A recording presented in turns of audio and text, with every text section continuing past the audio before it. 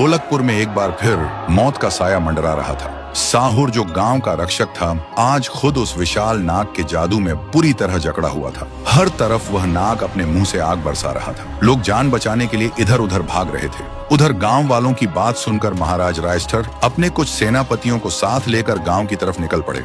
फिर गांव पहुंचते ही सेनापतियों ने उस विशाल नाग को चारों तरफ से घेर लिया और लगातार उस पर वार करने लगे, लेकिन किसी का भी वार उस नाग पर असर नहीं कर रहा था। तभी उस नाग ने एक ही झटके में सबको दूर पटक दिया। यह देखते ही महाराज रायस्टर समझ गए ये कोई आम नाग नहीं। फिर वह गुस्से से गरज कर बोले, कौन है तू और ढोलकपुर की इस पवित्र जमीन पर तेरा क्या काम है?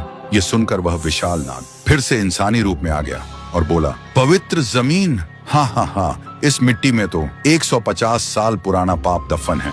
150 साल पहले जब गांव वालों ने साहुर पर चोरी का इल्जाम लगा के उसे सूखे पेड़ पर उल्टा लटका के तड़प तड़प कर मरने के लिए वहीं छोड़कर चले गए थे, तब एक काला जादू करने वाला तांत्रिक वहां आया था। फिर वहीं से उसने साहुर का टपकता हुआ खून एक मिट्टी के बर्तन में इकट्ठा किया और वह तांत्रिक एक कब्र खोदकर एक सड़ी हुई लाश का कंकाल निकाला। फिर उस कंकाल के ऊपर एक सांप रखा और उसी कंकाल और सांप पर साहुर का खून चढ़ाया और साथ साथ भयानक काले मंत्रों का जाप करने लगा। और इसी तरह साहुर के खून और उस काले जादू से मेरा जन्म हुआ, लेकिन पैदा होते ही मेरी भूख आग की तरह जल रही थी, इसलिए मैंने मुझे पैदा करने वाले उसी तांत्रिक को ही जिंदा निगल लिया। उसके बाद मैं गहरे समुद्र के अंधेरे में चला गया, लेकिन 150 साल बाद मेरी भूख फिर से लौट आई है। और जब मैं ढोलकपुर आया तो देखा यहाँ का रक्षक बनकर साहुर खड़ा है। देखते ही मैं समझ गया था कि जब तक ये ढोलकपुर का रक्षक है मेरी भूख कभी नहीं मिटेगी।